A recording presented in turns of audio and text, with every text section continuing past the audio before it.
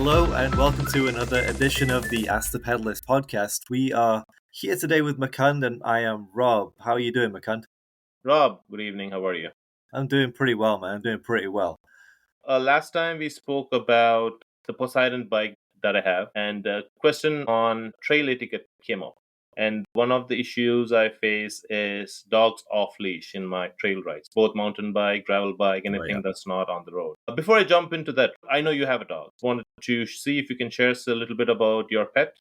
Yeah, I have a 3-year-old black lab mix. He's what we call a shelter special. We got him from the animal shelter, I should say, down the road from us about 2 years ago now. And he is about a 75, 80-pound dog now. He seems to get heavier by the day, or I get weaker by the day. I'm not really sure which it is these days. But yeah, he's a fairly sizable little beast. And as all labs need, he needs exercise all the time, right? He could go 30, 40K a day if we wanted to. He keeps going all the time. It's what, minus 15 Celsius? I don't know what that is in Fahrenheit, but it's let's say it's very cold right here in Toronto right now, and he loves it. He loves being outside. So just to jump into the cycling connection there is that when we're walking with him, like, he's the sweetest dog in the world at home, right? The sweetest dog, even outside. He sees other dogs. He loves other dogs. He loves other people.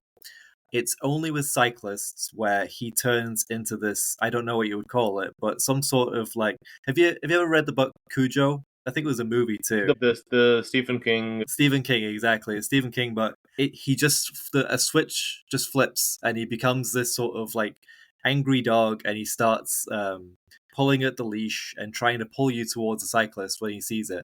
And my theory is, and my wife's theory is that um, we saw a guy on a bike who had a dog with him while he was on the bike. They were riding, and the dog was running next to him. And Radley wanted to say hello. Radley, our dog, wanted to say hello to that dog, and the dog snapped at him. And so now every other dog that he sees, he's like, that is the same dog because it's next to a bike. There can only be one dog that has a bike near to it, and I'm gonna treat every single dog as if it's the same animal. So he's not the sharpest tool. So anyway, that's his thing. What his one thing he really hates is, I think it's men as well, like guys riding bikes with dogs near them, or even it started to become just people on bikes is the problem. So and obviously during the summer you see hundreds of people on bikes all the time. So we're trying to, I don't know. I think we have to go to like a dog hypnotist or something to get that out of him. I don't know how we're going to do that. On mountain bike trails, when I am riding with my son, those usually are single track. You share the trails with other cyclists. On these trails, I see guys running with the dogs off leash. Luckily, my son and I have not gotten into any bad experience with them, but it kind of startles you. Of course, especially if you don't see a human near to them, you don't know where the animal came Right, from, whether it's friendly or not. You have no idea what's going on. exactly. So, why do you think people don't leash their dogs in public places, especially on trails? Yeah, the people that I speak to, that they come to, because we leash our dog pretty much all the time, definitely all the time, unless it's at home, obviously, or at other people's houses. But what we get from a lot of people is, like, they say to us, "Why don't you just let him off leash?" And it's, well, if we let him off leash, as you were saying, he could go up to a kid, he could go up to another animal, he could get involved in anything. He's not like a badly behaved dog. It's just you can't you can't just free yourself with the responsibility of looking after your dog by letting it off the leash, right? I always think of it like, if we're outside, my dog is my responsibility. I can't control him if he's off leash. If he's off leash, there's just no way, like, you might be able to like chase him down, but he could still do something within a few seconds of before I get there, right? So if you are within 10 feet of your dog, even those 2 or 3 seconds. There's been times where we've had our dog on the leash and he's gone after, a squirrel or a rabbit or whatever, and it's a struggle to pull them back. And that's on the leash. So if you've got a bigger dog, I would always recommend you try to keep it on the leash, even if it's a struggle to pull it back. Some people say their dog is better off leash because on leash, the idea, it's more insecure if it doesn't have full freedom. But I'm Hmm. not sure about that as an idea. Has your dog been attacked by an unleashed dog? Not really. There's been a few incidents at the dog park where they're all off leash, Like, so the dog park is like you can let them go because that's a like a publicly designated area where they can be off leash. So, but that's just dogs in general, right? So, they just one takes playing too far and then they start snapping at each other and then it's time to go. But there's been a few occasions where an off leash dog has come up to ours. I'm not a big fan of like bully breed dogs like pit bulls and that kind of thing. That's just for me growing up in Manchester around stray dogs. I always have a little bit of nervousness about dog breeds with really strong jaw strength. Hmm. I always feel like it'd be very difficult to pull one of those dogs away if they tried to injure ours, right? Or if I was in control of one of those dogs, I would worry that I wasn't be able to control it. So there's been no incidents that I can think of right now where another dog has attacked ours, but there have been incidents where I've been a bit worried that something could happen, and it's just for me, it's not worth the risk, right? I get the idea of like you want your dog to have freedom, but if your freedom interferes with someone else on their bike or a kid that's afraid of dogs, that's not freedom. You're just ruining someone else's day. Right. Yeah. See, that's what I'm afraid of. I mean, I don't want to take a bear spray with me because sometimes they say that that works. Some people say just the voice command, stop or sit or something. They say that that works sometimes. So I don't know. Hopefully, one of them don't bite me. Yeah, there's various schools of thought of what to do in terms of basically like the idea of a dog tries to go for your face because a lot of the bully breeds especially will go for your throat or your face if they try to Wow. attack you. So the idea is like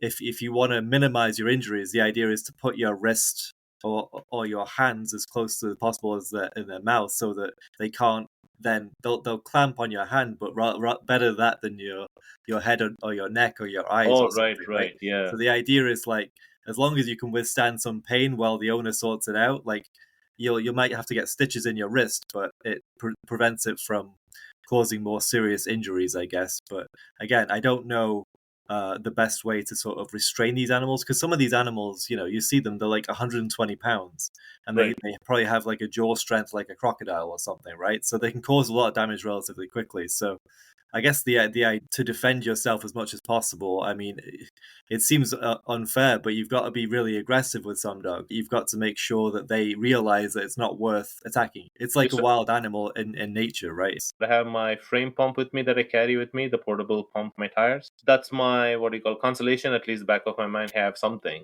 Not all dogs are dangerous, but the ones dangerous, it's too late to protect yourself if something happens. Yeah, and there are all sorts of companies that make sort of defensive tools. I believe there's one sort of that makes a high pitched sound that Yes, uh, yes, yeah, there's one I yeah, know that works with if you get approached by a coyote, like it makes a high pitched sound and it frightens the animal away, and it might work with other animals. I'm not sure. yeah. I'll end up getting one of them. Yeah, it's just but it's what I'm saying is it's a shame that you would have to do that rather than the people just keep their dog on the leash. If it's in an on leash area, then keep the dog on the leash. I assume in New Jersey they have leash laws, right? They are supposed to leash it in all shared trails. It's not that everybody comes with their dogs, but even then, it's a public place other than designated dog park or something. By the way, these are also shared with horses, at least in the trails near my house. So But that's another thing, right? If a dog scares one of the horses or whatever, that could cause a whole bunch of injuries. picking up after your pet, right? Oh yeah. So God, that's a whole other story. It's so disgusting when people don't pick up after their dogs. We see it all the time and to so me it's just like littering. It's just like have some pride in your community or have some idea of like your responsibility to your fellow citizen, right? It's such a basic thing too. Like you have ownership over this pet, just clean up after them. It's so easy. It's not complicated. yeah, I hope you clean up after your kid. But there's a weird sort of ego thing, I think, with a lot of dog owners where it's like, I'll let it off leash because I feel like I should have the freedom to do what I want because it's almost like they remove themselves from responsibility of their day-to-day role in society because they have a dog. It's sort of like, oh, it's just me and the dog now. I don't really care about anyone else around me. I'll do what makes the dog happy. And meanwhile, maybe the dog is just happy being on leash and being cared for. It doesn't need to be like roaming around doing its own thing. It may as Right. well be on the street. You may as well not have a dog if you're just going to let it do its own thing. So generally, yeah, I'm very much one of those people that will tell people to clean up after their dog, even friends of ours when there was something happened. I said, your dog made a mess over there, and they were embarrassed. People get embarrassed when you call them out, right? Right. It's just laziness. So they get embarrassed because they're lazy, and it's just like you shouldn't have to say anything, but it's the way it is for some people, I guess. You would think people would mind their manners, but they don't. Yeah, and then, there's fines. I think there's a few $1,000 fines for not cleaning up after your dog, and even the leash laws here, it's at least a couple of $100 Canadian if you are caught with your dog off leash in an on leash area. But people don't care enough is the problem. So that's dog etiquette. We've done my spiel about dog etiquette. They are great pets if you find the right one. Just got to be responsible and take care of them. And regardless of whether you want them to leave you alone, they will not leave you alone, which is often what people need, right? Which is often what people need. You need that thing that is by your side 100% of the time and has your back 100% of the time. Yeah, you just have to feel the same way about the community and take care of your dog as well. Right. So thank you, Rob. Thank you for sharing about your pet, and we will talk on the next episode. It was great speaking with you, and let's have more conversations about these everyday things. Sure, Rob. Thank you so much, man. Thank you. Have a great one. Bye bye.